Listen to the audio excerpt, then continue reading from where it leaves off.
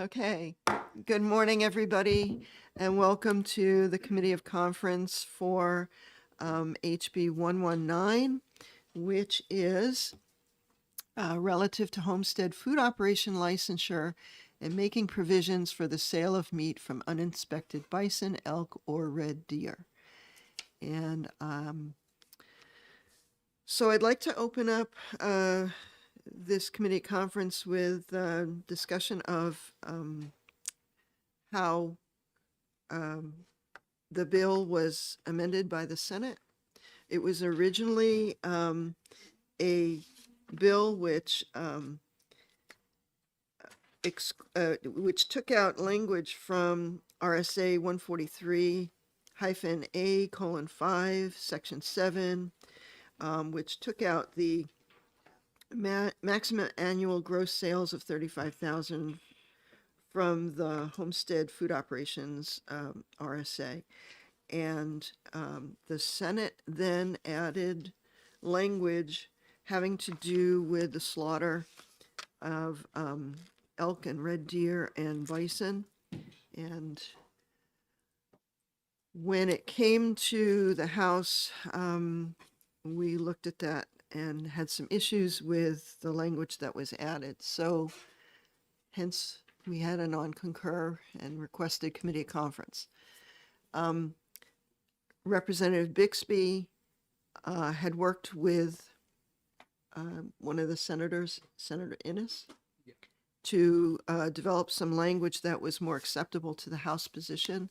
And Representative Bixby, if you would please explain your amendment that you're bringing today. Okay, so actually I'd like to see if our Senate colleagues could just give some sense of why they decided to put this their amendment on at this point rather than having it go through the regular bill process.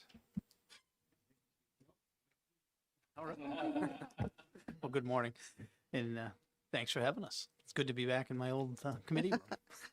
Good to have you.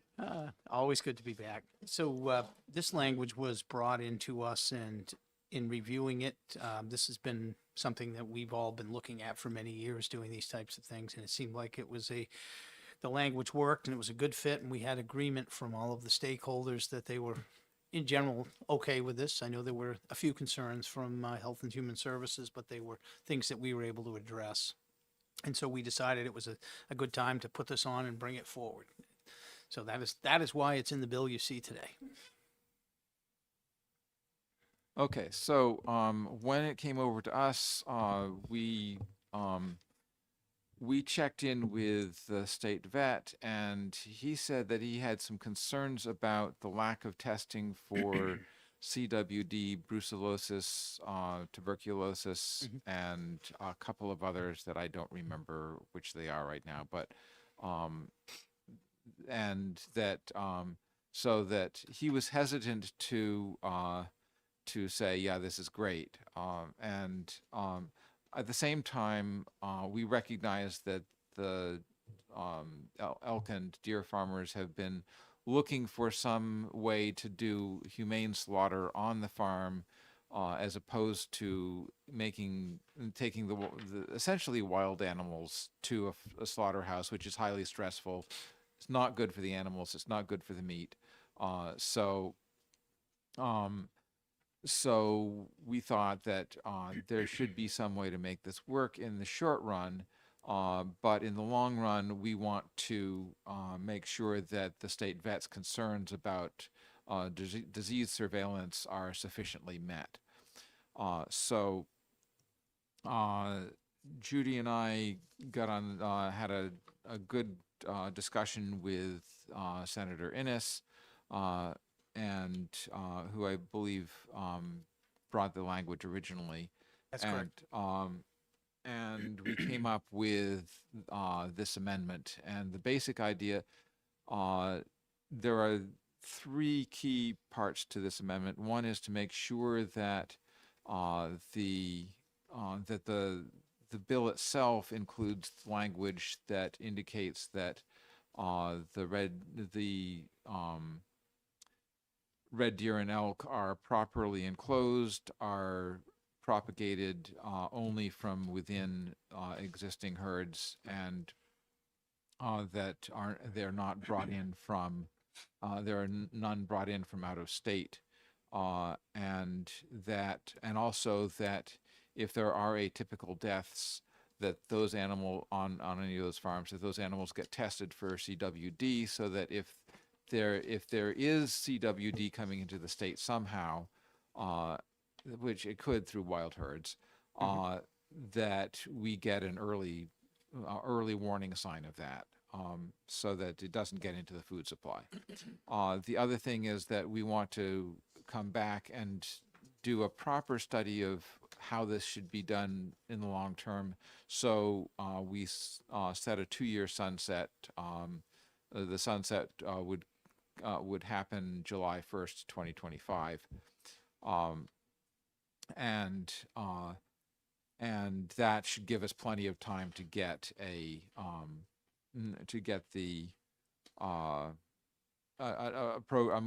more thoroughly structured program up and running. There are programs. Maine has a good set of regulations on. They have a 2-tier system for their red deer and elk farms. That they have a monitoring level, and they have a level that's compliant with the USDA certification program.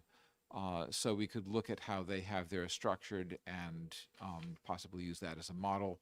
And Representative Bixby, we do have plans for a study committee, a Yes. bill that had been passed Yes. that establishes a study committee to look at this issue. Yes. So that's I believe that the governor just signed the. I know that the governor just signed the budget yesterday, and I was told that language was put into the budget. So ostensibly, when that study committee is done, we will have something that will replace this after the 2-year sunset. yes, or actually, we'll probably replace it before the 2-year Well, sunset. before We even then. reach the sunset. Right. Representative, I do have one question. Sure. I'm trying to make sure I'm reading this right, but on the last page, page 4, line 3, it says section 7 through 10 of this act shall take effect July 1st, 2025. Right. Okay. I want So to make sure I'm understanding this. okay. So it took me a little bit to figure out what Courtney had done. Yeah. I'm not, I just noticed that. So let me just go through from start to finish, so I can and I can be pretty quick on the explanations on the first page. The new section J is basically referencing the statutes that in the fish and game laws and in the ag laws that relate to propagation and keeping of red deer and elk, under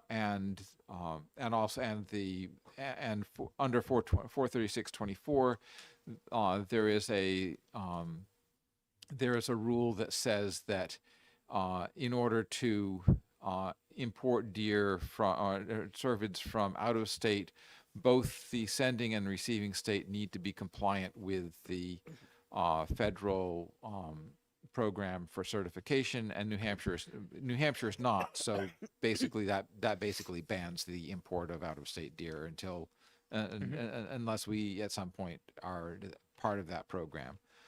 And then for K, that sets up the testing in case of an atypical death. Right. And then new section 6 adds the definition for an atypical death. And then we get to section 7 on line 16, and this has to do with the sun. The sunset starts here. So in order to make the sunset, what OLS did was they created a prospective amendment that would basically put back into place the law as it had been before this amendment takes place. Okay. So section 7 and section 8 deal with removing elk and red deer from the Food Protection Services statutes, and Section 9 reinstates RSA 427:2A as it was before, as it is right now, and as it prior to this bill taking effect. It will replace that. Uh, so It's kind of a And backwards Pardon way me of for putting one it. second, but we've done these a lot with sunsets, and can't we just say it's repealed?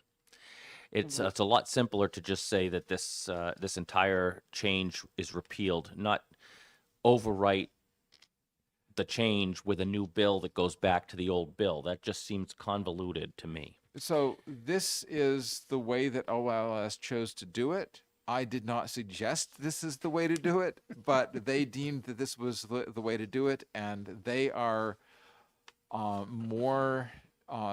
My experience is that they are generally more knowledgeable about the way that statutes need to be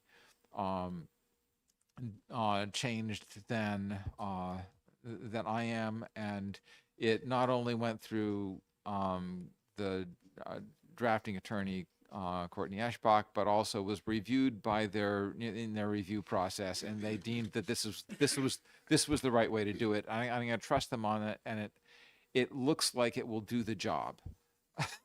So I don't want to make any fuss about how they chose to do it. It looks like it's functional.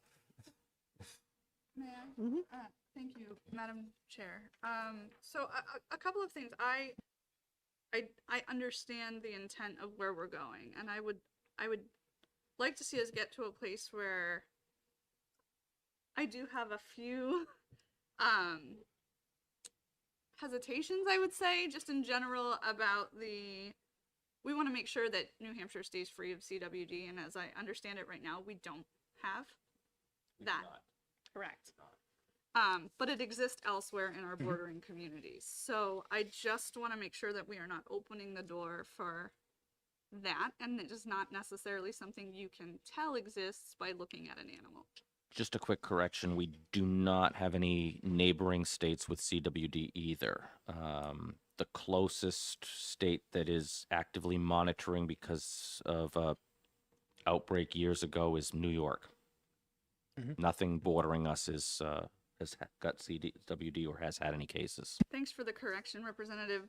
And I also think there are a few cases being monitored in Canada as well. So I just want to make sure that it is a neurodegenerative disease that is transferable to humans. So I just want to make sure that we're proceeding with something that. Well, on-farm slaughter isn't going to promote that. That would happen by moving either naturally or bringing in animals, and I think we've taken care of that. And I'm fine with that. I just wanted to make sure I understood what we were putting in this amendment, because it does seem like a backwards way of doing it, but I guess I get it. When I first looked at it, I said, "Oh shoot, what did Courtney do?" Well, and then I read it more carefully, and I realized, oh, okay, that's how she did it, and I guess that's how she would have had to do it. I can understand why she did it that way. It's so Are my fellow Senate colleagues understanding what we're doing here? yeah. Okay. All right. And I think that it can. One reason why it can't simply be, well, just repeal the thing, is that it didn't come through as an individual bill. It came through as an amendment to to another bill. Good point. Okay.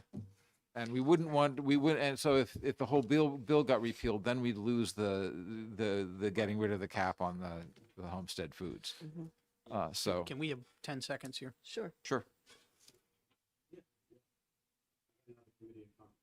Oh, okay. Okay.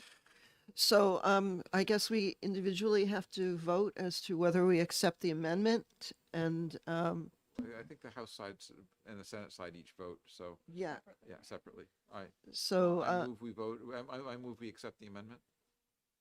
I second. And all those in favor? Aye. Aye.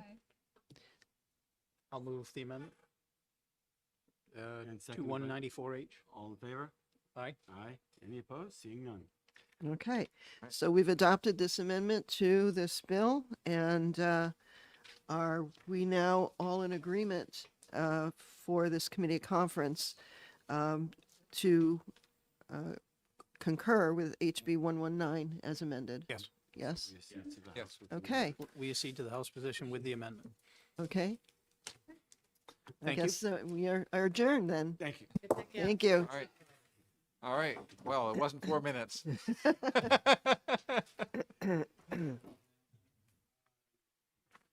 All right. So Okay, before we leave, shoot. Shoot. I know, I've already adjourned this, but is this something we can put on consent?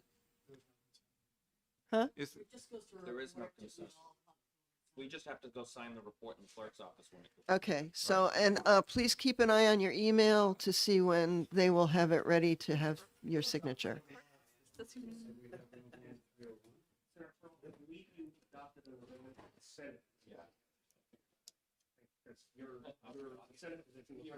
yeah.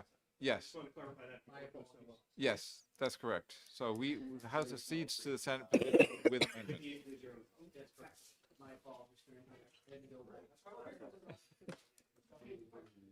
All right. So Like I said, next one is at 9:30.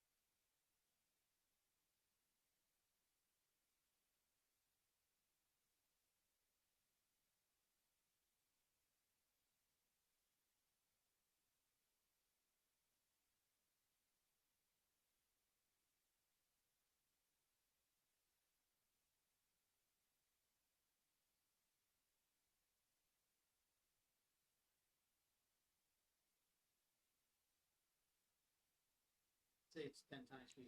Yeah. 12 community conference. You enjoy it 10 times more? Mostly.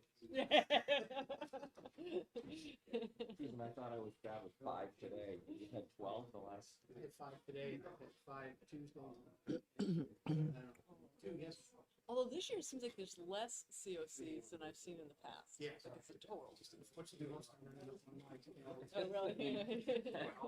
Babe, I think there's a total of less, but I'm involved more than I've ever been in 5 years. So.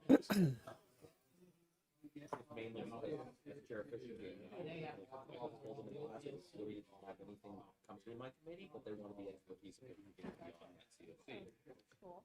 Yeah. Okay, oh, there, hello.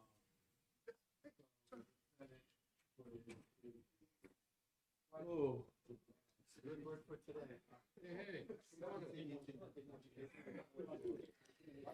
Okay, good morning, everybody. I'm going to open up our committee of conference this morning for HB 221.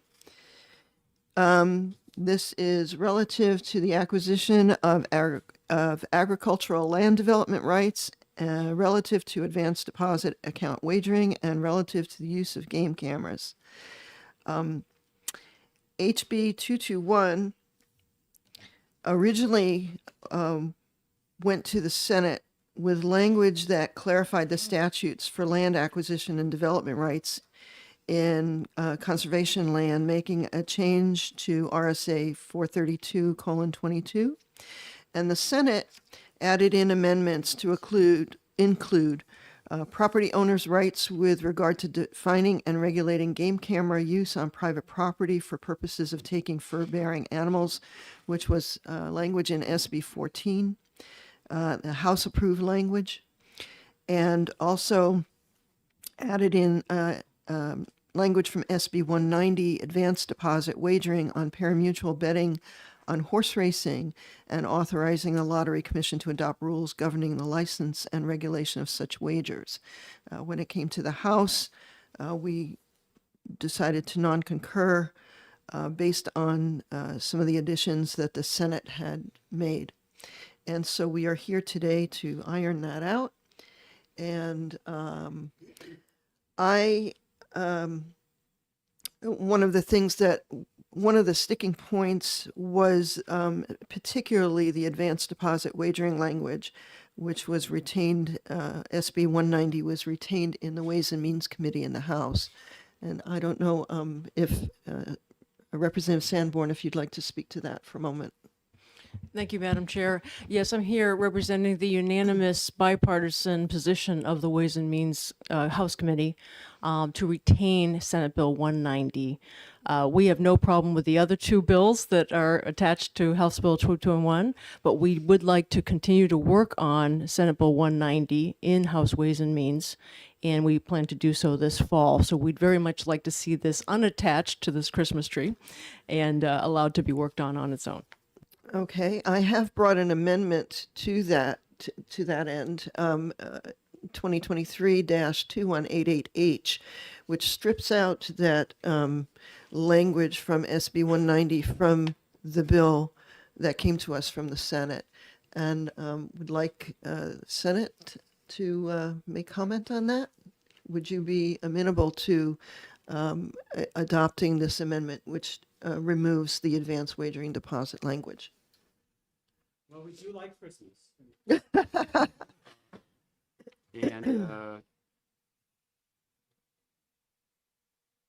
let me ask my colleagues, what are your thoughts? Yeah, that's the House version. We're good with that. So we won't do Senate Bill 14 this afternoon. We'll just kill. And Right. Do it here. So Yeah, okay, might as well.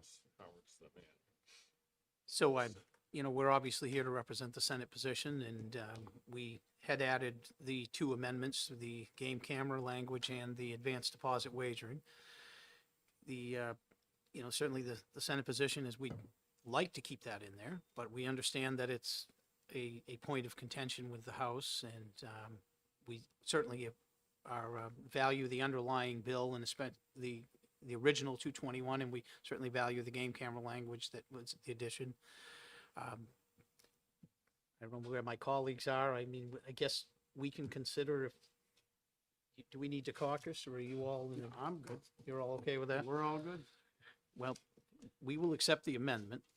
I just would say that our preference would have been to have had this language move through. While we certainly respect Ways and Means and your retaining of that language, we would like to have had it go through, and it was very important to the Attorney General and to the Lottery Commission, but I guess that's gonna rest on your shoulders now to make sure you get something through this fall and satisfied the need that they expressed to us that was so important, which is why we added it to this bill.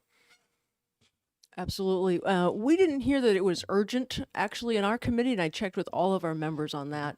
But we do think it's important, and we'll absolutely be working on it this fall.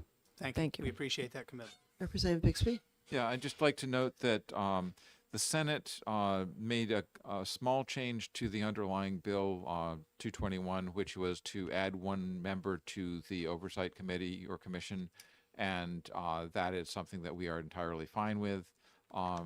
And we are fine with having the game camera bill on this because we think the game camera is very important. So I think that what we should do is accede to the Senate position with the amendment as presented by Representative Aaron. So we'll, Representative Spillane? Yeah, I wanted to add that I did review the language that the Senate added, and also with the language in this amendment. They all match with our House position of what we passed with the compromise language that we were able to come up with for the game camera bill in SB 14. So I'm good with it, and I have no problem at all moving forward with that. Thank you. so I guess. Senator we'll, Abart? we'll Yes. all vote on this amendment? well, if I could give one, just We said we're okay. Yeah, Okay, We so- don't need to make an a vote, you don't think? No? All right. well, I would Well, I would like one quick response to Representative Bixby. I did add another position to the board because I don't like even boards. I think it was 8. Yeah, because I didn't want the ability to be a tie, and I thought an additional farmer member on the board would bring some great perspective to these land easements. So, Yeah. So, for our House members here, I move we adopt Amendment 2023-2188H. I'll second that. All those in favor? Aye. Aye. Aye. And for the Senate? I'll move the amendment. Do we need to vote on it? We said we're good. All right, we're good. Okay. So, according to our committee conference here, we have agreed to adopt Amendment 2023-2188H and now concur with this bill. Yea, verily. Thank you, and I adjourn this meeting. Thanks for your work. Thank you.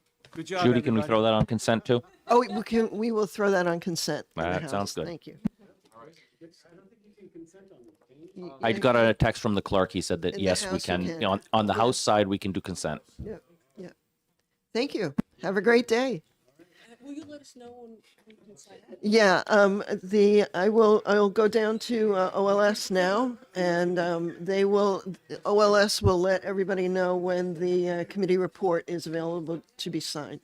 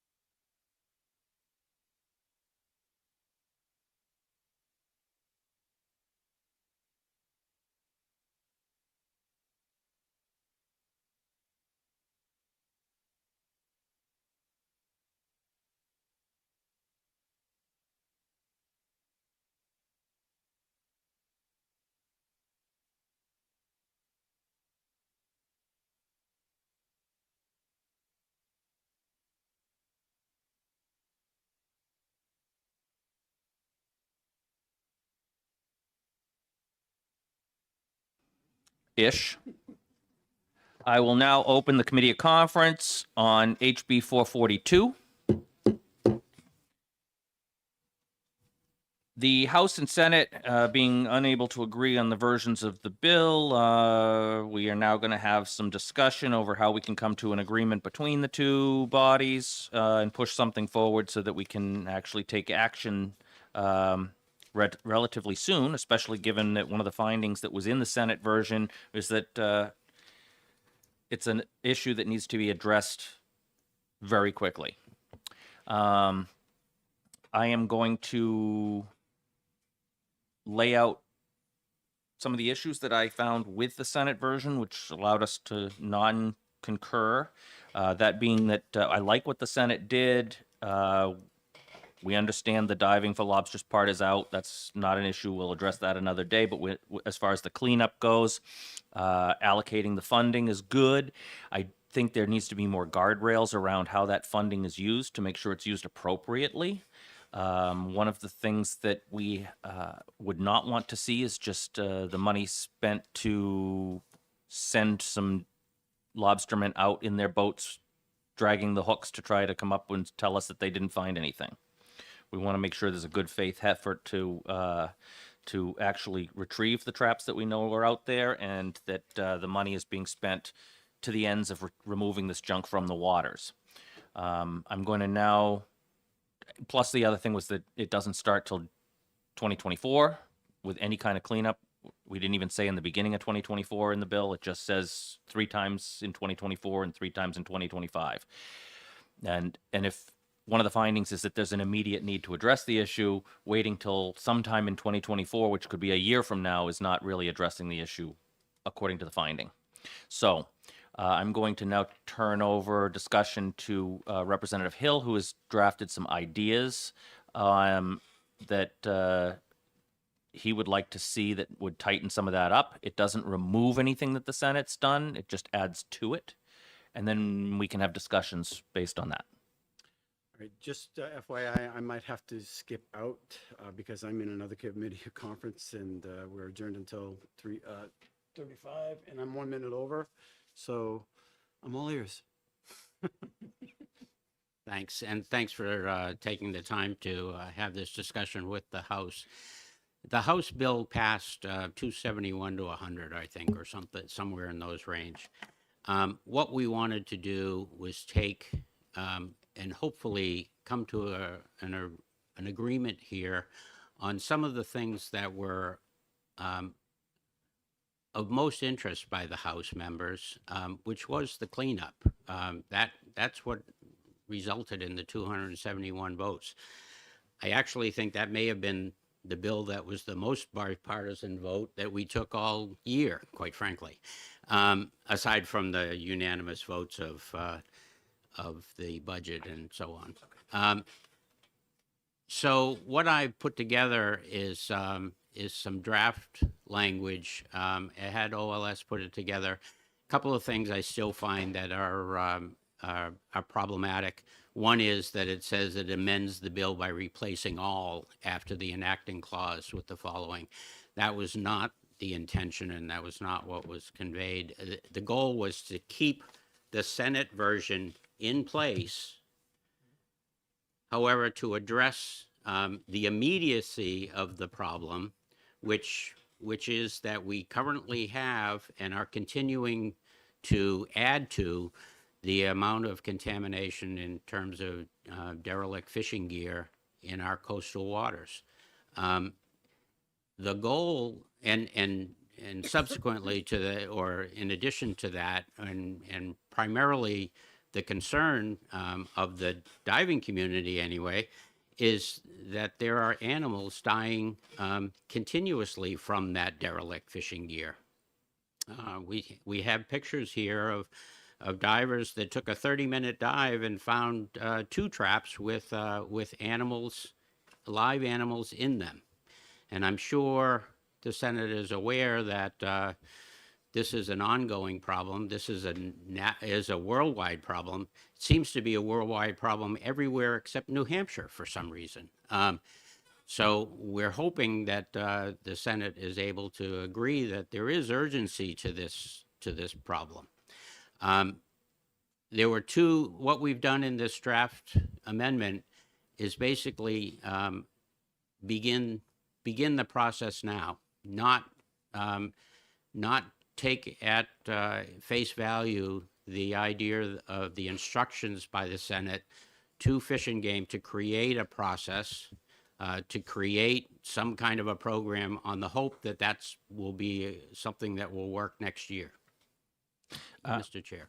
Yes, Representative, I just wanted to point out to the members here sitting at the table on both sides, Senate and House, that the amendment is not something we can vote on now as it's written because there are mistakes with it. It was just ideas that we want to discuss, drafting the amendment that will add to the end of the Senate side. So there's two valid, pertinent paragraphs in that, and I would like Representative Hill to read those so that the members can be aware of what the suggestion is, so we can then move forward and discuss it. So you don't want me to just pass them out? All right, we can pass them out so they can refer to them, but I'd like, we can't vote on it. It's written improperly, so it's something that we can. So Here you go, Senator. Fine. No, I just need my. So that, if you could point out those two sections, sure. The new sections would deal with the rapid response that's needed. We have people in the water now, and we have people who are capable of identifying where these traps are. We have pages and pages of traps that are obviously derelict traps, and there would be no reason for divers to be able to begin locating where these traps are, and there would be no reason why the live animals that are contained within those traps can't be released this summer.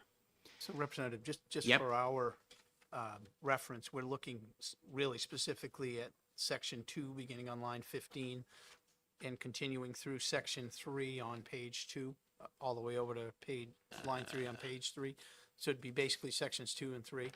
Because my quick look, it looks like the section 4 and 5 were the parts of the Senate bill that were already there.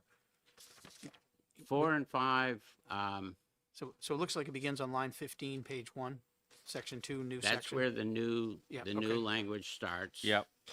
Goes- But again, we're not voting on No, I'm this. just for us to consider. Right. So that we're not reading through all the things that we Right. don't need. Anything above line 15 you need to ignore because the findings somehow got messed up in the drafting, although I think that finding 4 being added into there would not be a bad thing, which says, since derelict fishing gear contains microplastics, a possible funding source might be the Monsanto settlement funding.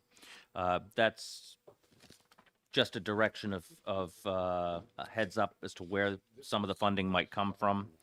But we haven't also told them to, directed them to go ask for money from NOAA, which we know that they can get as well. So it's not necessary, but it is a good heads up. But for the purposes of this conversation. For the purposes of this conversation, we need to look at line 15 on, which has the sections that he was talking about adding in. So it does seem that the new sections are, as you stated, 2 and Senator 3. Pearl, from 15 to 15, page 1 to page 2. Yep. And then it looks like the Senate language is all the remaining. Oh, I see okay, so it got mixed in there.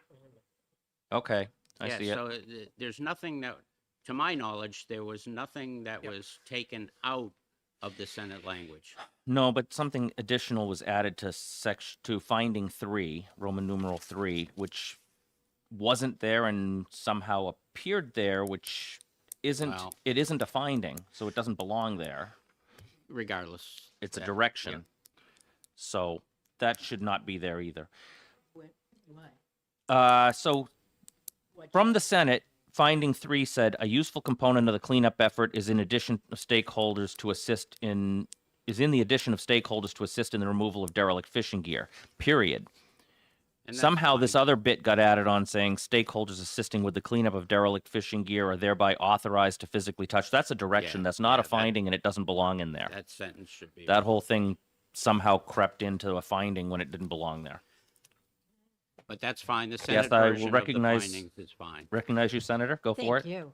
So finding number 4 talks about a different funding source, One of the possible funding sources. but The bill allocates some funding already. yeah, the bill It's expends general funds. Correct. So This- is the House suggesting that we change? it would be an the addition. language? Nope, it would just be additional funding sources And that's still in here, I believe. because we left the allocation of funds that the Senate put in, but we're also suggesting there's other funds available if they need more.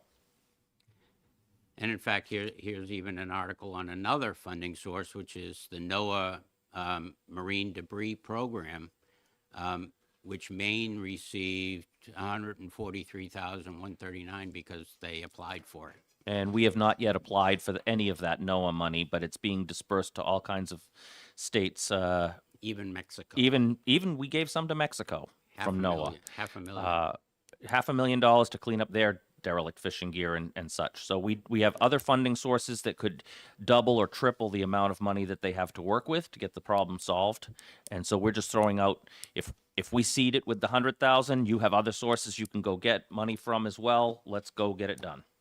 And there's actually federal money that I think has been voted on and authorized in the millions coming to New Hampshire specifically for coastal cleanup. So money shouldn't be an issue in this.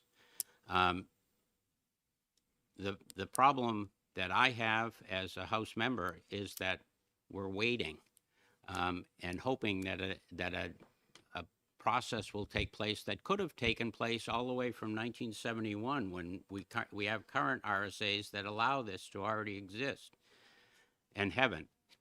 So it would seem to me urgency is needed and direction is needed from the House and the Senate, and that's hopefully what the amended draft amendment to the Senate language would take place. We have two ideas of how this can happen. The fishing game already utilizes SurveyMonkey for a striped bass program, so there's no reason we couldn't adapt that to utilize for divers to locate and report where these traps are. That could be happening, by the weekend, as far as I'm concerned. And there's also no reason why as the divers who are already in these waters now and have been, there's no reason why when they come upon derelict traps that have no surface buoy and or tags that are from previous years, there's no reason why those can't be identified and opened and have the animals that are trapped inside and will certainly starve and die be released. So that's the crux of the additional language is, do we want to amend the Senate language to allow live animals that will certainly starve to death this summer be able to be released and those additional traps be located and reported to the fishing game where they exist? Yes, Senator. Thank you. I have a couple of questions. One, who are the defined stakeholders that you mentioned? Thank you. The programs that are ongoing in states bordering us indicate that the stakeholders are the lobstering industry themselves, the fish and game, the dive community, and any number of volunteers. There are Maine has an extensive program, and he came and one of those nonprofits came and testified to the Senate and to the House. Couldn't come to this event, but because he's busy pulling, I think, 415 traps out of Booth Bay Harbor the last weekend. they are ongoing in every state around us except us. And if I could ask another. The situation in Maine is actually a good model of how this works with cooperation. But to get to that point, we need to have the stakeholders admit that there is a problem, which some of the stakeholders have been reluctant to do. And so we need to sort of prod along the process, in my eyes, to make sure that we start to recognize the problem exists, we start to identify where they're located, and we start removing some of them. So, yes, Senator, you have another? Yeah, I do. In terms of the timing, so let's say this gets signed July 1st. Within 60 days, Fish and Game has to issue an RFP. Then that has to be issued for 30 days, and there's a review process. How does this make it faster? I mean, I think about the timing of getting So- things done. It looks like 2024, pretty much. I don't Any- disagree with you for setting up the formal program that Fish and Game's directed in here to do. But in the meantime, while those processes are going on, while the RFP is out, there's nothing preventing us, if we give the divers permission to go out and locate the traps, identify where they are, and report them, to start gathering that data. First of all, to gather the data of where they're located and how extensive the problem is. But two, on the second side, end of things, when they encounter these traps, we need to give the divers permission to release those animals. That's the parts that get done earlier. The formal program can't be just because of the logistics of the whole thing, as you stated.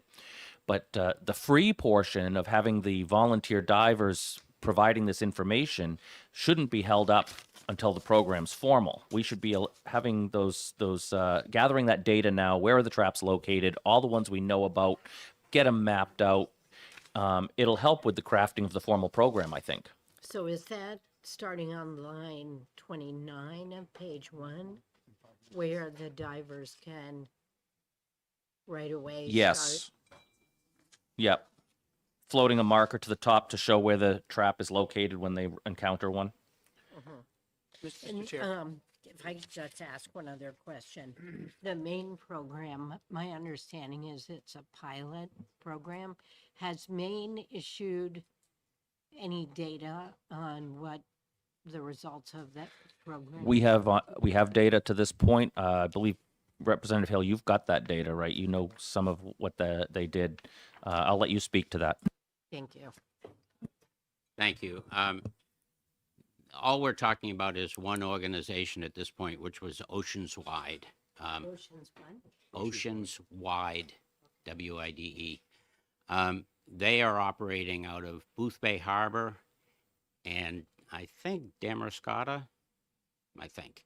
And they have mountains of information that he left off for us in testimony. It's actually in the Senate record as well, of their work that they did over the last year, and they've continued this year. They're actually doing it as a volunteer program with some of the high schools.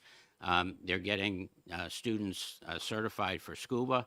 They are operating very, very similarly to the proposal here with the marker buoys that exist in this draft language.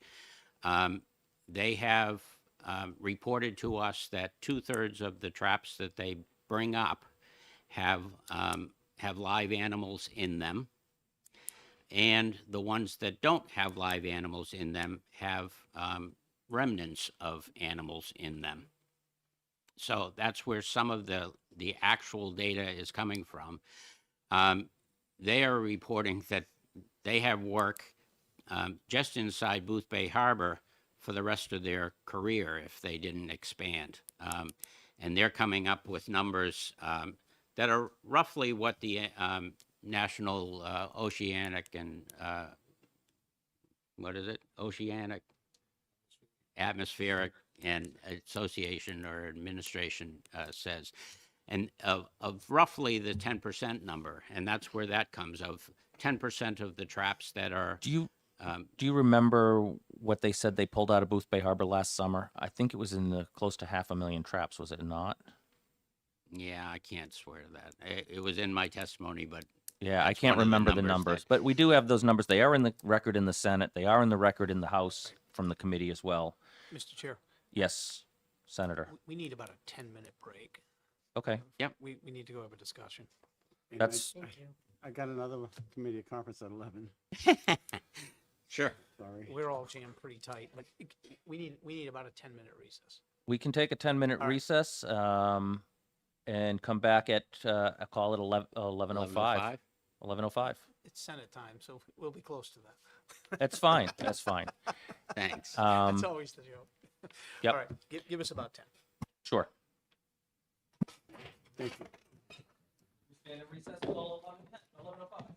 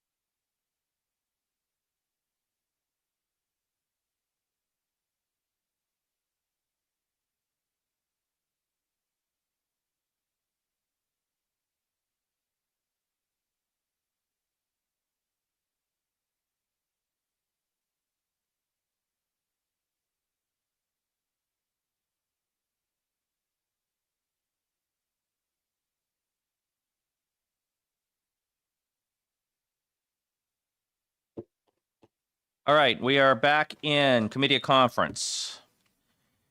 I'm going to point out that the committee researcher has dropped off the testimony for the State House from Oceanswide. And I'm going to direct people to take a look at one of the more interesting facts because it relates to what we're talking about starting to get data gathered now. And that's page 2D, subsection 4, Roman numeral 4.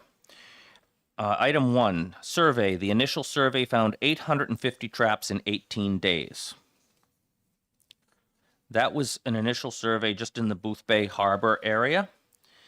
And that's kind of what we're talking about when we say that we'd like to amend the Senate's language by adding on something that gets us started sooner.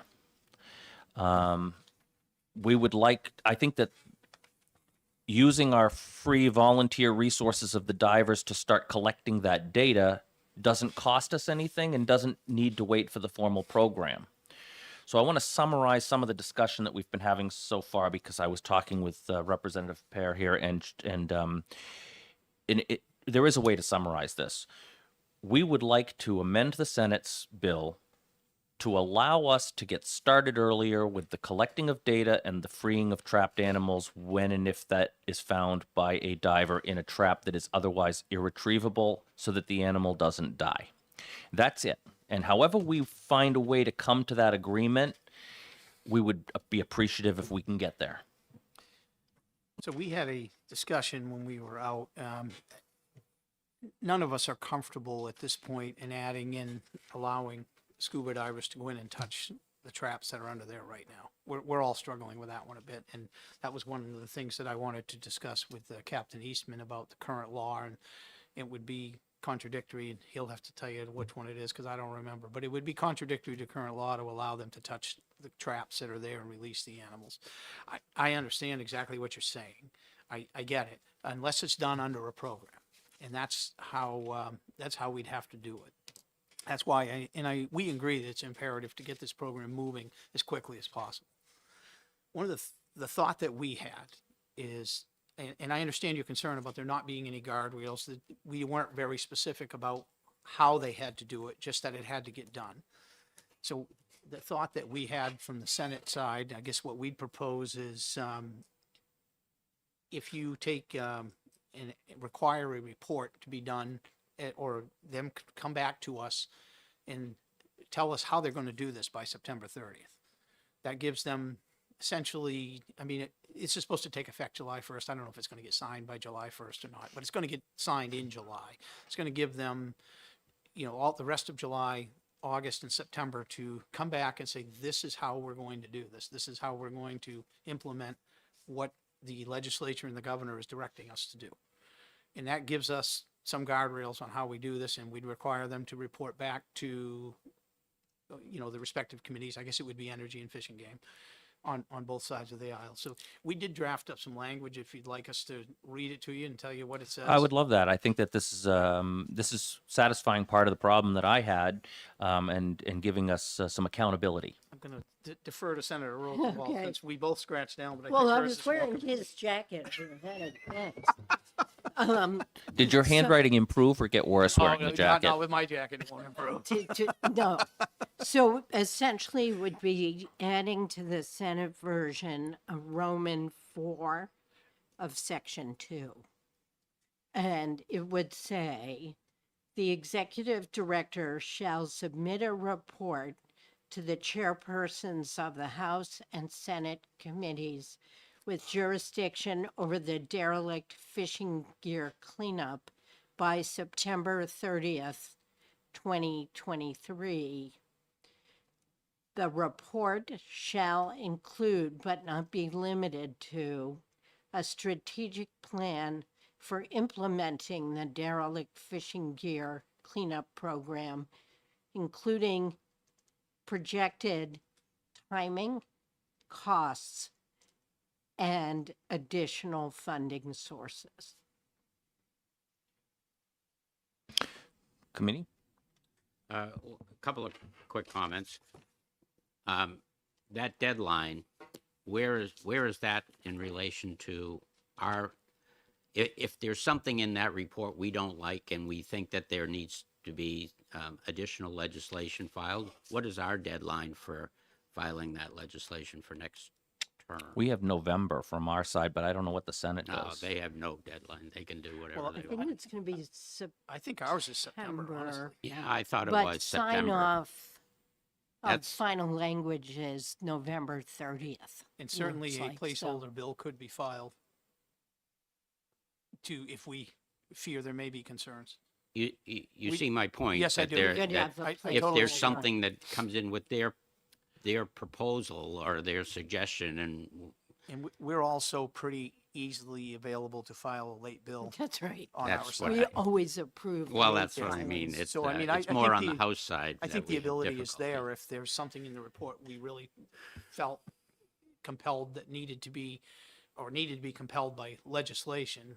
I would hope that there wouldn't be anything that egregious in the. Well, no, I mean, it implementation. may not be even that aspect, but what if something that they want to accomplish requires us to change an existing law? Mhm.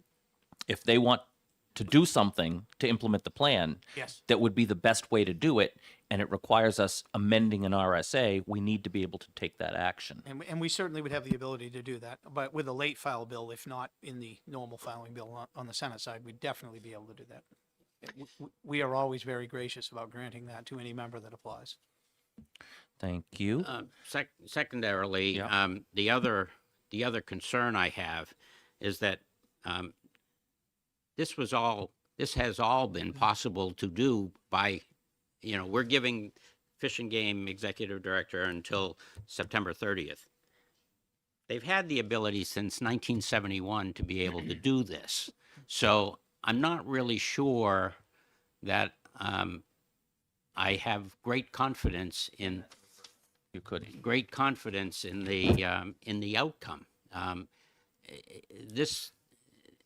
The rest of the world understands that these things exist, and until we brought this up this year, all of a sudden it seems to be first it was pointed out that they don't exist, and only begrudgingly are they agreeing to this. So it would. I hesitate to say, oh yeah, well by September 30th we'll end up with just exactly the program we need. Well, I would say, Representative, that while you may be right, there may have been a law in the books since the early 70s. I would say now Fish and Game clearly is having the directive from the legislature and from the governor's office that this is an urgent thing that needs to be addressed, and it needs to be addressed now, this cleanup. And we're passing this program. We're giving them the money to do it. To me, there's a big difference between giving someone the authority to do it and giving them money and saying, you will do this with the money. Right. To me, that's a much stronger message. I- And I think we're making that statement as a legislature. I think the governor has made it very clear that he has an interest in seeing this move forward. And I think from my conversations with the Director Mason, with Colonel Jordan, and with Captain Eastman, that they all understand that we're serious about this and they need to be addressing this issue. I do want to clarify, just for those who haven't seen what he's talking about with there being a law since 1971. What he's referring to is 211:72, which is damages determination by Department of Fish and Game upon learning of damage to fish and other aquatic life or wildlife and or their habitat occasioned by contamination. The executive director of the Department of Fish and Game or his designated agent shall investigate and determine the party responsible, and it goes on from there. So it's talking about contamination, which these obviously are. Derelict fishing gear, whether it be nets that got tangled up down there, are the same type of contamination to the area as somebody driving a vehicle in and plunging that underwater too. It's still contamination to their habitat, and so in a way they've had this since 71. It wasn't targeted specifically. It was talking about any contamination. So I think now we're being more targeted. We're also providing funding and a directive, which I think gives a little more strength to our argument. And we've seen the willingness of the governor to sign it when it gets to his desk, which shows everyone involved that it's a serious issue. Well, I would say that in my conversations in navigating through this process, no pun intended, that we there's definitely an interest from the fishing industry, from the lobstermen, to participate in cleanup. They're doing it now. They want to do it more. They don't want their gear there if it doesn't need to be. Whatever is there, they're willing to help clean up. We've had that commitment from them. We've had a commitment from Fish and Game that they're willing to take this program and implement it and see what needs to be there. And so I'm confident, Representative. I realize, and I understand your skepticism. I fully respect that. I'm confident that we have a plan in place or a program that I'm hopeful is going to go forward and do what it's supposed to.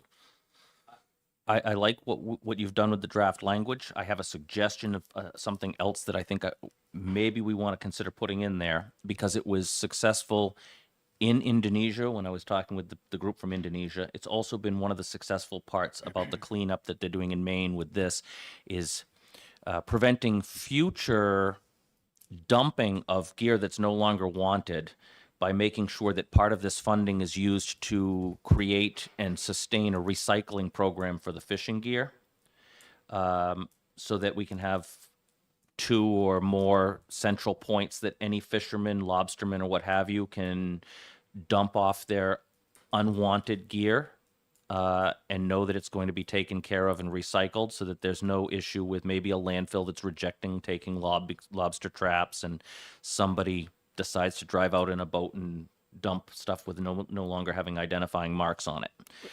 So, I mean, I'm not saying that happens here, but it has been found to be the case when the Indonesians were here talking. They said one of the biggest issues they had was some of the coastal contamination was actually deliberately dumped.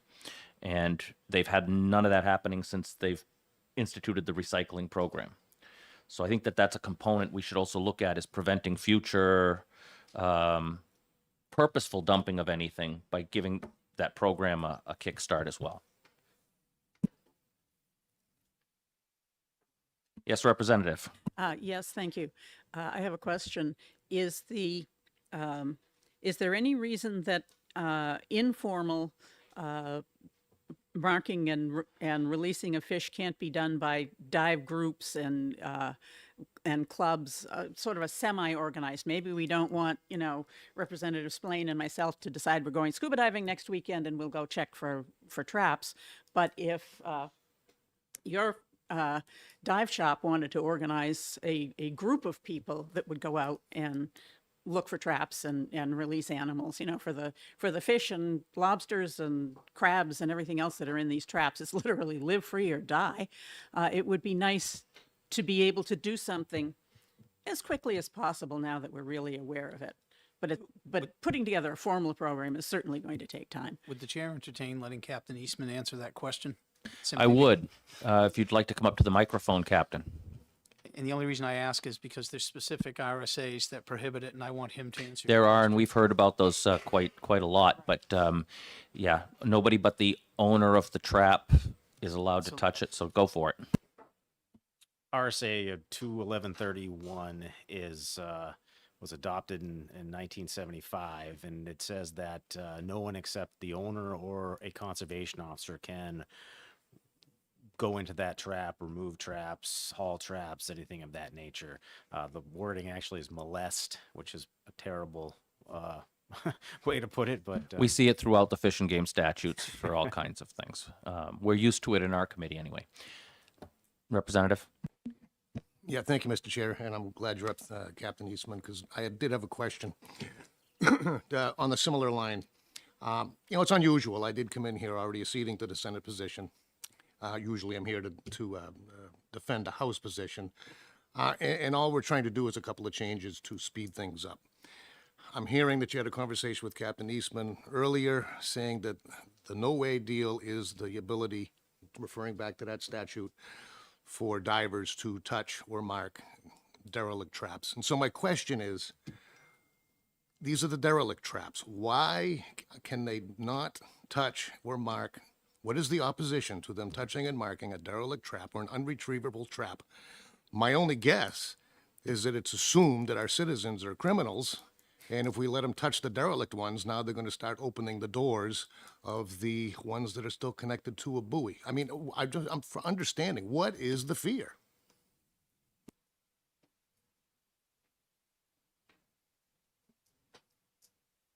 the fear is maybe your own fears that I've seen it snowball where, certainly anyone at this time can see gear down there. A diver sees gear, they can call and say, I see a bunch of derelict gear off of Boar's Head in Hampton, and it's at this location. And an officer could come and meet with them and haul gear.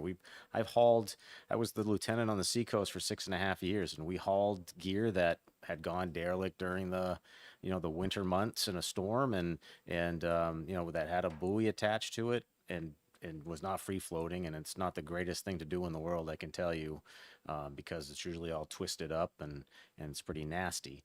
But certainly, I mean, this protects our fishermen, and that's certainly why we, continue to side with them, and that they, people cannot go into lobster traps.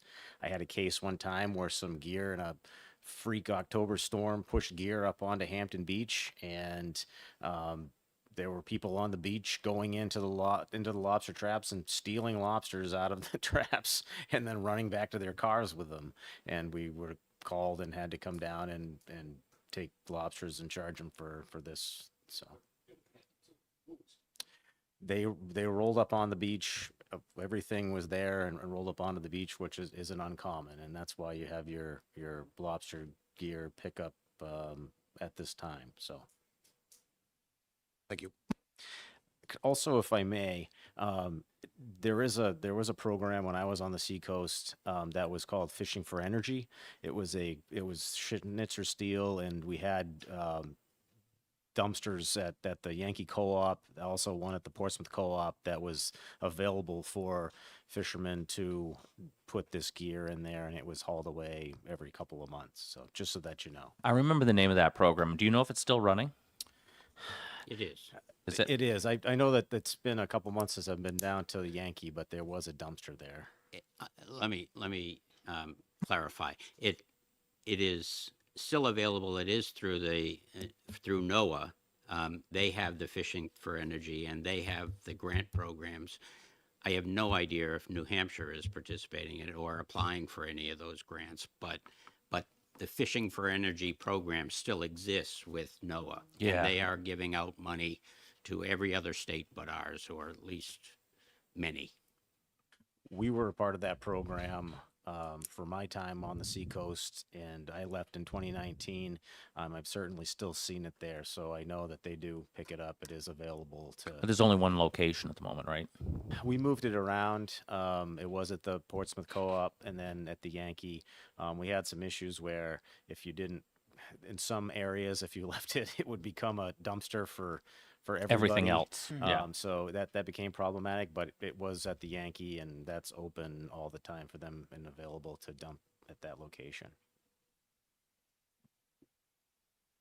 Anything else, Senator? What would you like to do? There's also one additional thing in following up on Representative Walsh's comment. There's also these tags that come that are on all traps, supposedly.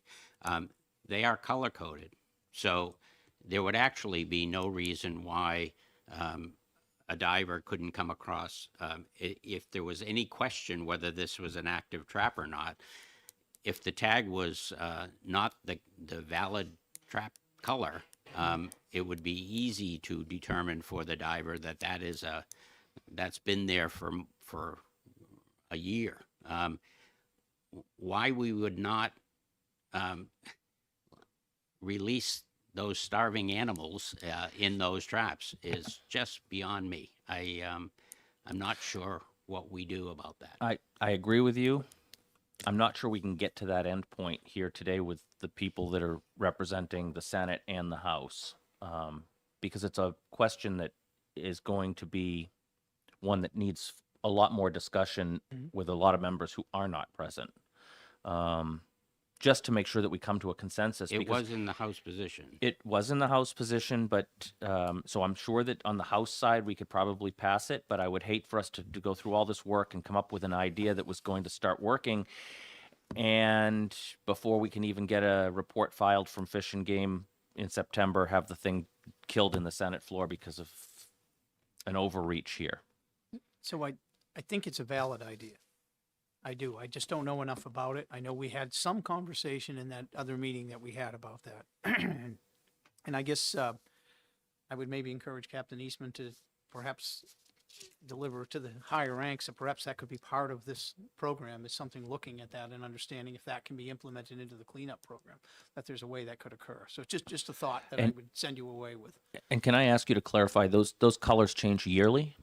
Like a registration on a car? Or inspection on a car, I should say? They do change yearly. They have the license number of the lobstermen, the number of traps that they only get so many plus 10%. The only issue is that those trap tags do not come from Fish and Game. They come from an outside vendor.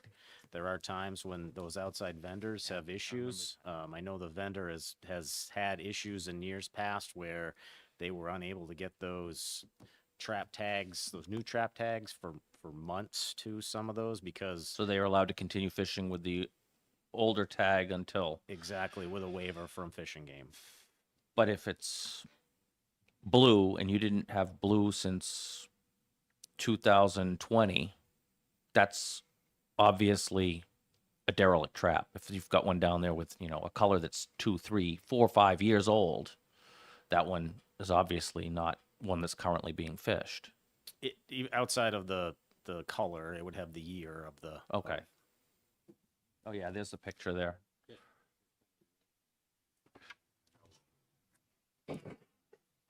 I'll bring it over.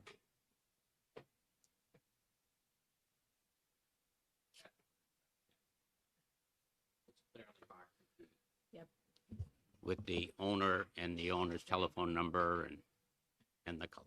But I That think looks like the name tag that needs to be on the trap. The trap tag is actually it's like a zip tie that clicks together. That looks like Okay, the name tag that's the name tag. required. The lobsterman's required to have a name on the trap and on the buoy in this state. Gotcha. Learning more every day. I'm going to propose that we take the language that you came up with and we make an amendment from this body Mhm. so that we can start the action with that report coming back, given the understanding that we might need to file legislation in September, November timeframe to allow Fish and Game to do what they're going to come up with for an idea. And knowing that we've directed the information to go back to Fish and Game about how we plan to proceed. I'm happy to take the lead on drafting the amendment.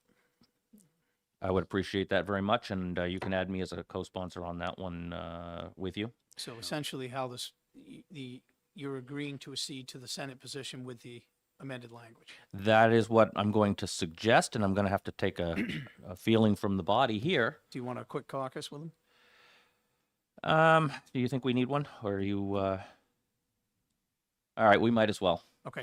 We'll recess now for another No, five. You're taking a break. We're going to take a not break recessing. for 5 minutes, and Okay. we'll be right back. Go to my office.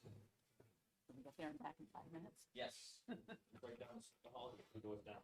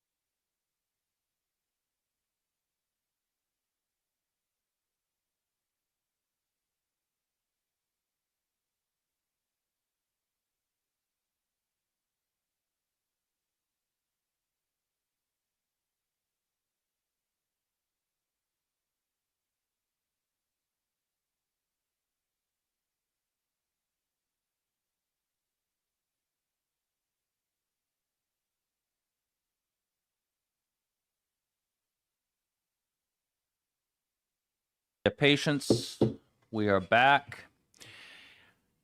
And I think we are ready to accede to the Senate's position with the amendment being drafted.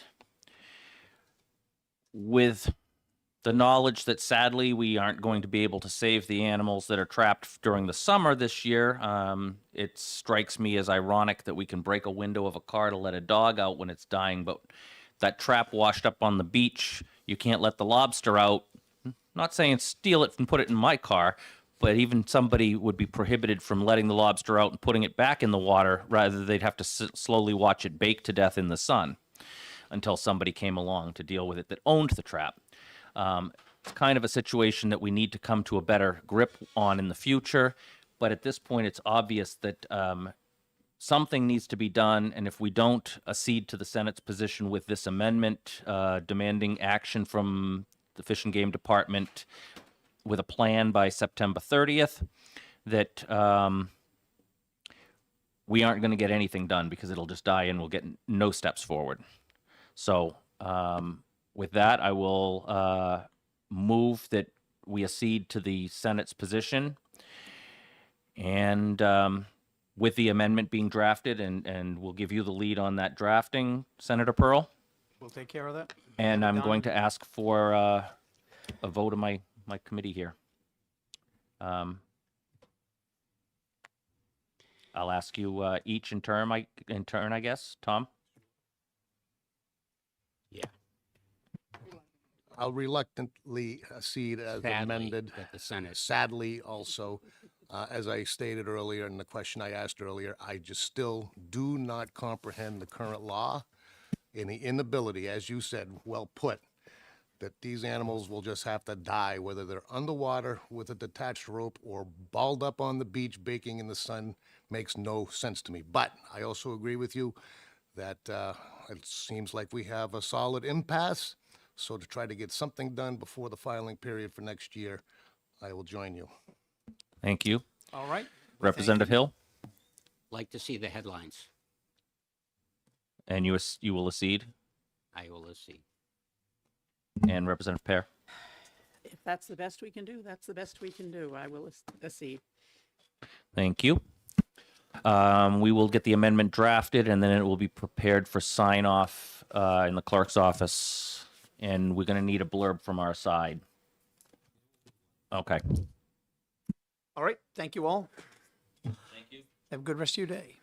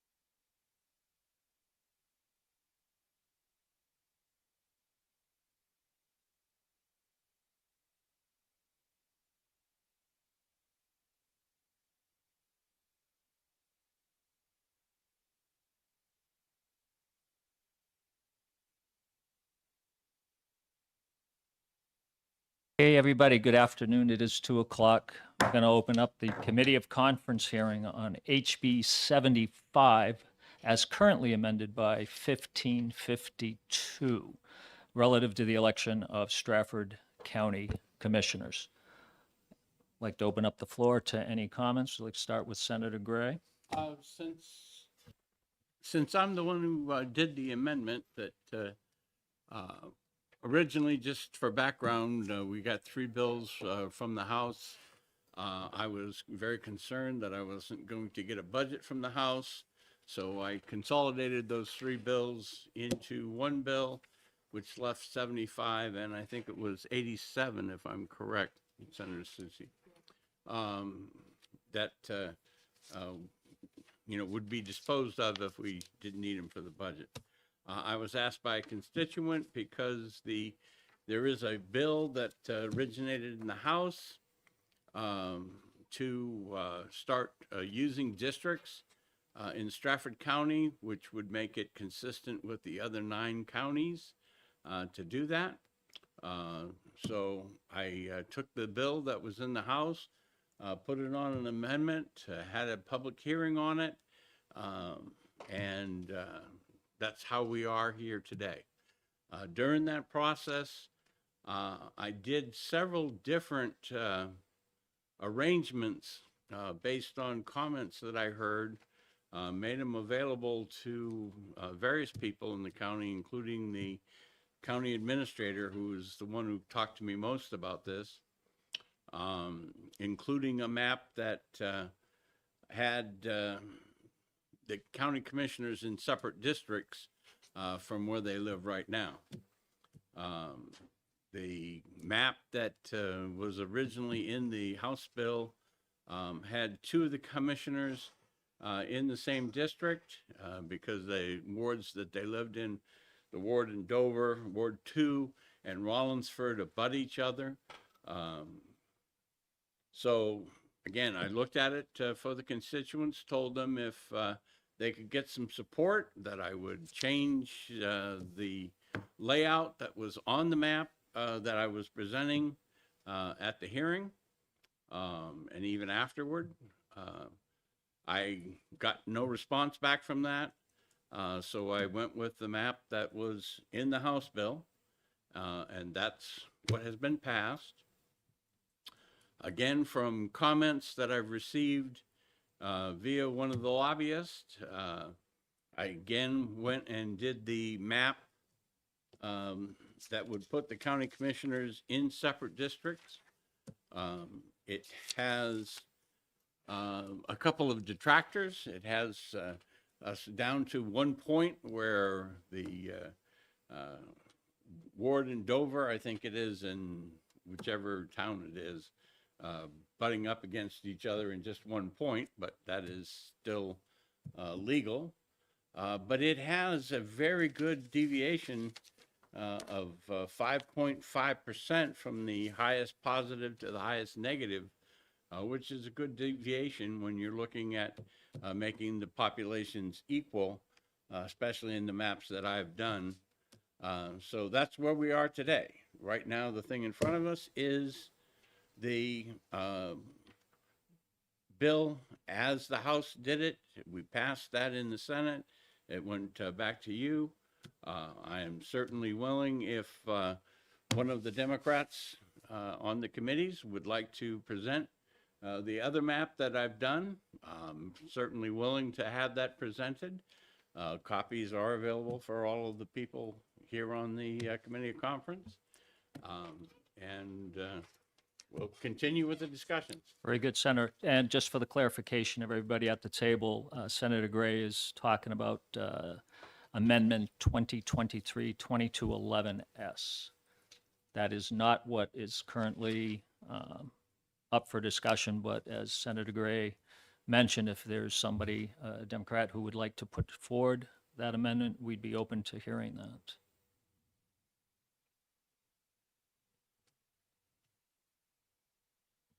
And I am not hearing that. Is there any other discussion? I will say that when this Senator Gray's amendment that's on the table right now came to the House. It went through what I can only describe as some schizophrenic voting. The original motion to approve or to concur with the Senate failed by 2 or 3 votes. The subsequent votes actually prevailed by 3 votes. That's how we ended up here. So, Senator Susie, did I see you? I just wanted to say that I appreciate the work that Senator Gray has done and being open to looking at these districts. I still find myself wondering why, having been a member of the redistricting process and having gone to the hearing in Stratford County, where not only was there no mention of the commissioner districts, but the complaints about the House districts are things that are being done in both versions of these maps, which is land areas that are barely contiguous and splitting up the cities. And I think the fact that the cities are being split up is part of the reason why the delegation as a whole, regardless of the makeup, hasn't brought this forward. Geographically, Stratford is one of the smallest counties. There's always a contention between cities and towns. You know, I happen to live in Manchester. Manchester and Bedford are part of one commissioner district, but that was a plan that Hillsborough County brought forward, and I still remain concerned that this is, in my view, and I'm just going to say it, this is a partisan move to change these districts. And the fact that we were asked if a Democrat wanted to bring one map forward or not, it should be a committee member. And I guess I still struggle with the process that brings us here. And I know that regardless of what we do today, in January, your bill representative will still have to have a vote before the body, and your bill attempts to do something similar in redistricting the county. So I'm just not prepared today to vote affirmatively on either versions of the maps at this time. Thank you for that. Representative Davis? Thank you, Representative Turcotte. And I have a couple of concerns, which is the reason I did not offer to move this amendment forward. And one primarily is the process concern. In municipal and county government, of which I am the ranking member, we make changes to how counties do their business all the time. It's our routine MO in our committee. But we don't do changes like this one.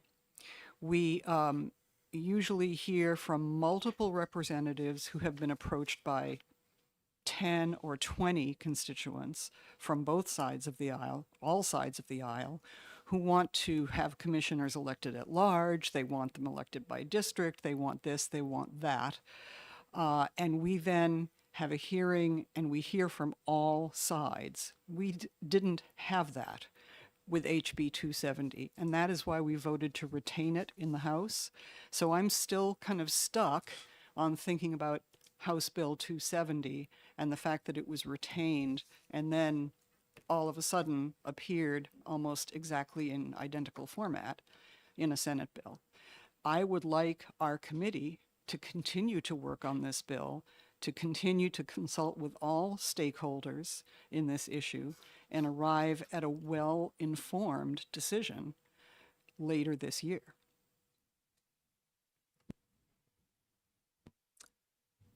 Senator Gray. Trying to respond to some of the things out there. House Bill 270 did get a hearing in the House. House Bill 75 and the amendment from 270 did get a hearing in the Senate. It followed the normal standard procedures that we have, you know, in the contingent, you know, making the map up. Certainly, there is conflicting things, whether I'm going, you know, how much of a border I have to share between one town and another, and equal population. Certainly when we look at county commissioners in the state constitution, and other documentation, there is no real guidelines about anything. 9 of the counties do it by electing people by district, okay? Let me clarify that. Okay, 2 of them, you have to live in the district, but they vote countywide for the positions, and the others, they all have to live and are voted on by the people in that district.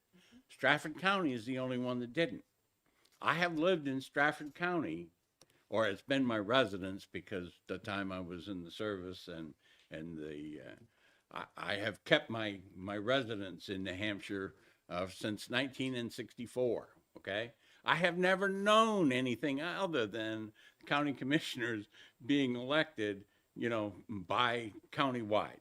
Okay, so, you know, if you want to say something, why I didn't bring it up, well, I've never known anything different. I've never really investigated the different counties. Okay, but 9 of them are the same. 1 is different. Okay, constituents came to me, said, hey, this thing is stalled. We'd like to move it along. We think it's stalled because of the close separation between the Democrats and the Republicans in the House committee. Okay, I, responding to my constituents, held the public hearing, did the work, and passed the bill. If it is not to their liking, remember, we had, I think it was 1 or 2 opposed and 3 or 4 for in the Senate committee. And it was publicized beforehand. In fact, I made sure that the ranking Democrat on the Senate Election Law Committee knew about it. I think it was a week to a week and a half, you know, before. And it was actually the same day the constituent had contacted me, you know, so I couldn't do it any sooner. Okay. The constituents in the smaller towns want to be represented. If you look at the things that are happening, Ward 5 in Rochester, and when we did the state representative districts, they were complaining because they were grouped with Middleton Milton. Okay. Why? Because they want the representation as close to the people as you can. Electing county commissioners countywide is not getting that representation as close to the people as you can using districts like the other 9 counties do is how you do that. And to say we ought to wait, why? We have a map in front of us. It got a majority vote in the Senate. It didn't get a majority vote one way or the other in the House. There are also people that say, well, hey, you had your shot at redistricting. This is a separate race. We have not redistricted. We have not districted. We have not done anything with Stratford County. And if we look back to the Supreme Court decisions about when the Supreme Court did the districting 10, 11 years ago, whatever it is now, they said, okay, the House and the Senate have not weighed in and have not redistricted, so we can pass another map because we still have our opportunity once in the 10 years. That's one legal argument. The other legal argument is this is districting, not redistricting. So with that, I'm happy with the map in 270 that we put into the bill. But if, to make it thing more partisan, if I can get somebody else that has a different map, and the only one I know that's out there is the one that I drew, at the request of the administrator of Stratford County that says, can I draw a map that meets the criteria and puts the 3 existing county commissioners in separate districts? I went and did it, and I passed it out. If you want it, support it. If you don't want it, then we'll take the vote on the map from 270. Thank you. Thank you, Senator. Representative Lascelles. Thank you, Mr. Chairman. I think when you look at a case like this, I've heard arguments that, and Senator Gray touched on it when he said that why are we redistricting in the middle of the stream? We're not redistricting, we're making the initial districts. Anytime you have a situation like this where all of the commissioners are elected on an at-large basis, the minority is left behind. And if you look at the history of the county, you'll see that the minority has been left behind time after time after time. And after a while, the people who are in the minority figure out that they've been disenfranchised. And nobody cares whether they've been disenfranchised. So they lose faith in the political system. I've heard people say that this is too political. Of course it's political. It's inherently political. It's political subdivisions. So I think overall, the map that is attached to this amendment works for me. And I know that anytime you have situations like this, there are negative aspects, but I think this is a much better, the people, particularly in the rural areas of the county, are much better represented than they have been in the past. Thank you. Thank you. Representative Savas. Thank you, Mr. Chair. So I keep hearing a couple of different things, so I'm hoping someone can educate me. I'm hearing that people have lost faith in the political process, and so they didn't bother to do anything and to change the situation. I've also heard that for years and years and years, this has been the case, and this process has been, and I'm using someone else's words here, stalled. And I'm looking at HB 54, which has been enacted. It was enacted in November of 2021, so not years and years and years ago, but just barely 2 years ago. And that was a redistricting bill that was presumably worked on by the redistricting committee, and it said nothing about Stratford County. It made no changes at all. So if this has been going on for years and years and years, and people have felt disenfranchised, why wasn't it not addressed then? Thank you. Further comments? Seeing no more, I will make several comments. I'll start by addressing the issue on HB 54. I was a member of the Special Committee on Redistricting in the House, and one of our given duties was to redistrict the commissioners' maps. It was brought to the attention of the committee as a whole that, from myself, that it was the time that we should redistrict the commissioners district in Stratford County for the commissioners. I was told by individuals on that committee that they did not want to infuse an extra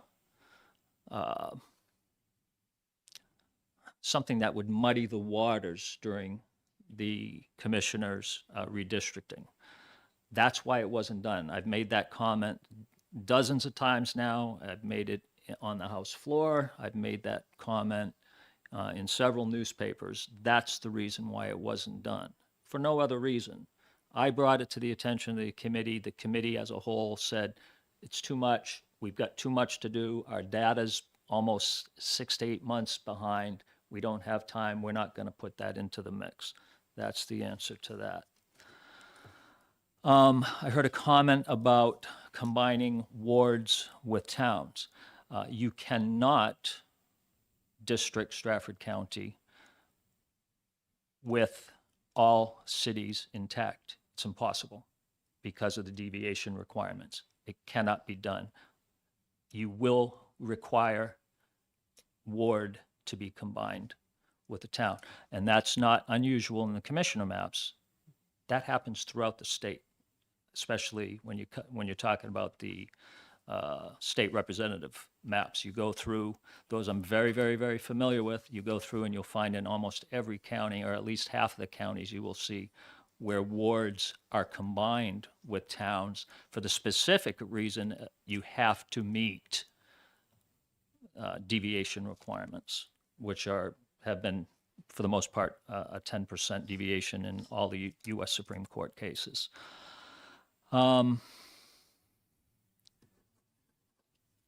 Why are we doing this now? Why was it retained? I got a laugh on the House floor last week when I said it was retained by a mistaken vote, and that is a fact. A member of our committee made the wrong vote after several other votes to retain, and that's where it is, and it's stuck, and we can't get it out of there. That is why Senator Gray took up and put the contents of HB 270 into HB 75. This bill, as Senator Gray mentioned, there are different ways that commissioners get elected in our state in each of the 10 counties. As he said, and I'll reiterate, 9 of the counties have districts. Stratford County is the only one that does not. This map would bring us, if you want to look for a analogy, we would mirror how Hillsborough County elects their commissioners. Exactly the same. During as a member of the special committee on redistricting, we went around to every county. I think I made 7 of the 10, and to hear input on the 3 maps that we were responsible, the state reps, the U.S. House rep, and the commissioner's map. We probably heard from, let's call it 150, maybe 200 different people who spoke. Do you know how many individuals spoke up about a commissioner's map? Not a single one. Not one.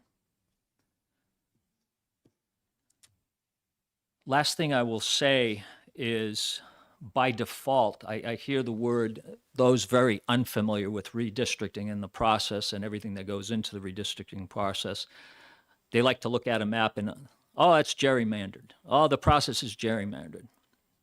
Most people who talk about gerrymandering don't have a clue what actual gerrymandering is.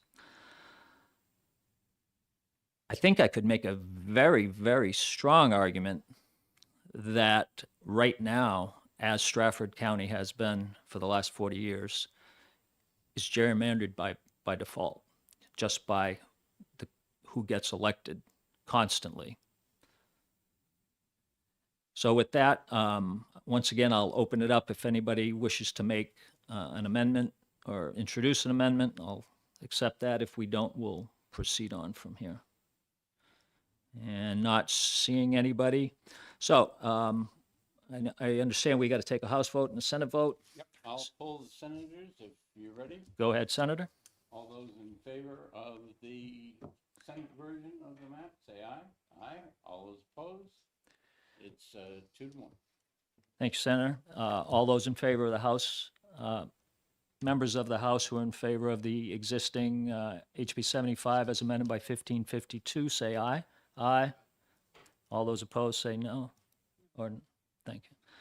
That is 3-1. So with that, we will close the committee of conference on HB 75 as amended by 1552, and I'll have the committee report drawn up.